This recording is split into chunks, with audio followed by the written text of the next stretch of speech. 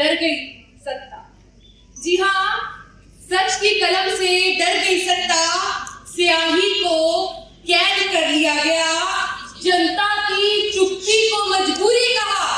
जी हाँ, जनता की चुप्पी को मजबूरी कहा, लोकतंत्र को बंदी कर लिया गया, लोकतंत्र को बंदी कर लिया गया। जब मैंने विपक्ष के नेता को आपातकाल का बचाव करते सुना तो मुझे बंगाल के चर्चिल की वह क्रूर टिप्पणी याद आ गई, अगर लोग भूखे मरते हैं तो वे खुद दोषी है। आज वही मानसिकता इस सदन में गूंज रही है जहां जनादेश को जनतंत्र के ऊपर रखा जा रहा है। लोकतंत्र को कुचलने की चाल चली जा रही है। वो संविधान की आत्मा पर एक कालिक है महोदय, एक काला टीका है। 1975 का सच महोदय, जरा ध्यान से सुनिएगा।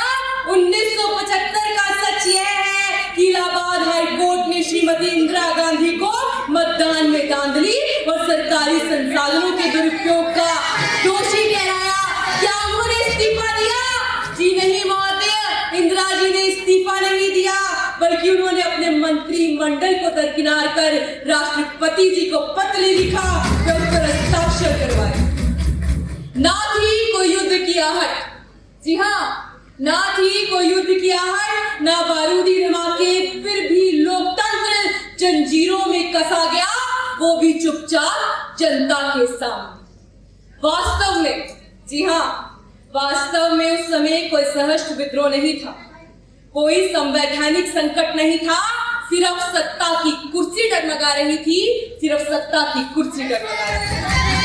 सत्ता बचाने की ललक ने लोकतंत्र की गर्दन दबा दी और वे संविधान के हथियारे बन गए।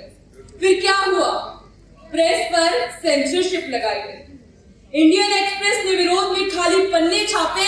अटल बिहारी वाजपेयी जी, लाल कृष्ण आडवाणी जी, जेपी मोरारजी देसाई जैसे नेता बिना मुकदमे जेल में भेज दिया गया। सदस्यगण मीसा कानून में संशोधन कर हजारों निर्दोषियों को कैद किया गया। आरएसएस और 26 संगठनों पर प्रतिबंध लगा दिया गया। जहां सवाल पूछने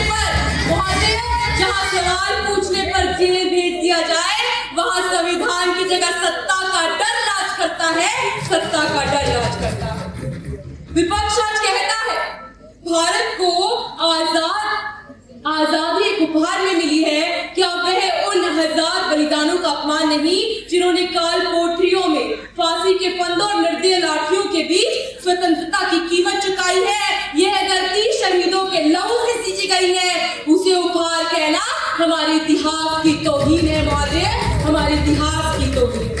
1977 में भारत की जनता ने वही इतिहास लिखा जब उन्होंने तानाशाही के खिलाफ मतदान से जवाब दिया और कांग्रेस सत्ता से बहाल हुई और लोकतंत्र की सांसें फिर बहाल हुई।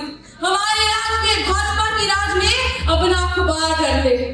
जी हाँ महोदय, अपना अखबार डरते हैं। अब देश का नेतृत्व सवालों से नहीं भागता। भारतीय जनता पार्टी ने साबित किया कि लोकतंत्र को कुचलने नहीं, उसे सशक्त करना ही असली राष्ट्र सेवा है। अब मैं विपक्ष से सीधे 3 प्रश्न पूछती हूँ। क्या आप आज भी मानते हैं आपातकाल जरूरी था? क्या शांतिपूर्ण विरोध लोकतंत्र के लिए खतरा है?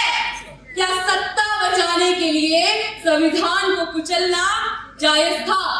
लोकतंत्र बहस से मजबूत होता है, मौन से नहीं। और ये सदन जनता के मौन को सुनने के लिए नहीं, जनता की आवाज बनने के लिए है। धन्यवाद।